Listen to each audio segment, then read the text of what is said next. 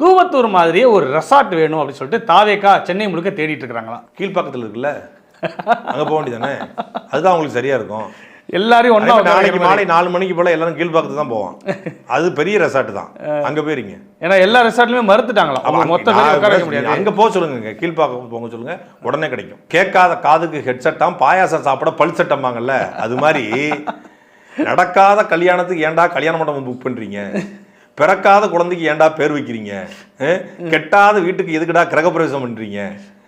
போடாத போடாத சாலைக்கு எதுக்குடா பேர் வைக்கிறீங்க?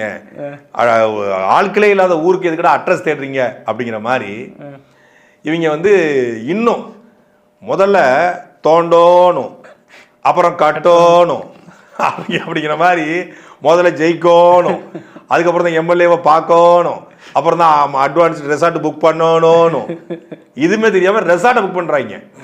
முதல்ல பொண்ணு பாருங்க பாஸ், அதுக்கப்புறம் கல்யாணத்துக்கு தேதி குடிக்கலாம், அப்புறம் கல்யாண மண்டபம் முடிக்கலாம். பொண்ணே கிடைக்கல. ஒருத்தருக்கு எந்திரிச்சே நிக்க முடியலையா, அவனுக்கு 9 வீடுகள் கட்டிச்சான். கூரை ஏறி கோழி பிடிக்க முடியாதவன் வானை ஏறி வைகுண்டம் போனானா. கஞ்சிக்கு லாட்டரியா கைக்கு பேட்டரியாம்பாங்கல்ல, அது மாதிரி இவங்க என்னன்னா ஓவர் பில்டப்பா இருக்கு. எல்லாத்தையும் என்னங்க ஓவரா பில்டப் பண்றாங்க. இவன் அவனை பில்டப் பண்றான், அவன் இவனை பில்டப் பண்றாங்க மாதிரி. ரெசார்ட்டை புக் பண்ணு, எம்எல்ஏ எல்லாம் பனையூருக்கு வந்துருங்க. குதிரை பேரம் பேசுவாங்கல்ல, குதிரை பேரம் பேசுவாங்கல்ல. குதிரை பேரமா? எந்த குதிரை? அப்புறம் ஜெயிச்ச உடனே நீங்க ஜெயிச்ச உடனே யாரும் வீட்டுல கூட எல்லாரும் வந்துருங்கன்றாப்ல. அப்ப தோத்து போனவங்களும் ஓடி போயிடுறதா?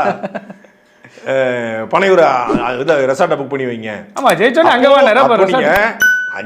உன் மேல இருக்கிற நம்பிக்கை 5 ரூபா பிளேட் மேல வைக்காத அப்படின்னு படத்துல சொல்றீங்க. கான்பிடண்டா இருங்க, வெற்றி நிச்சயம், நல்லதே நடக்கும், அடுத்த கூட்டத்தை சந்திப்போம் அப்படின்ட்டு போறீங்க.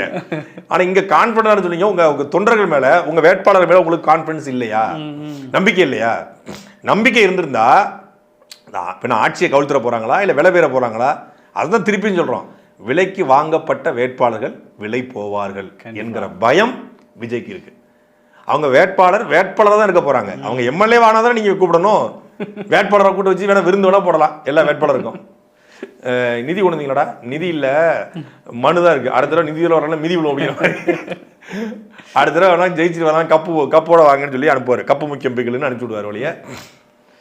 நாளைக்கு தெரிஞ்சிருங்க இந்த சீனு, இந்த எல்லா பிளாஸ்டர் இருக்குல்ல, என்ன மாசு, அது பக்கா மாசா இல்ல பக்கா தூசா இல்ல அது பக்கா லூசா அப்படிங்கிறது நாளைக்கு தெரிஞ்சிடும்.